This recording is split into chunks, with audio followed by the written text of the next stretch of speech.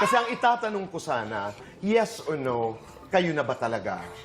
Naghihintay na lang talaga ako ng sagot. And kung talagang kailangan kong maghintay habang buhay, gagawin ko. Ba't hindi mo pa siya sinasagot? Talaga nakiusap daw. Wala. Bakit nga ba? Oo, bakit nga ba? Bakit nga ba? Alam mo na yan. Alam mo na yan. Oo, pero katiting lang, patikin lang, bakit? Aren't you ready? I mean, what's keeping you from saying, yes, we are together officially? Well, Tito Boy, I think hindi rin naman kami nagmamadali. I mean, we have so much time together.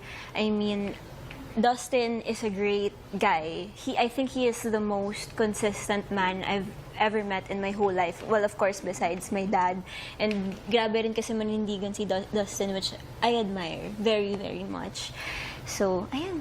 We're not running out of time naman. Yeah. Tsaka minimake sure ko rin sa kanya dito na i-enjoy lang namin yung journey namin together.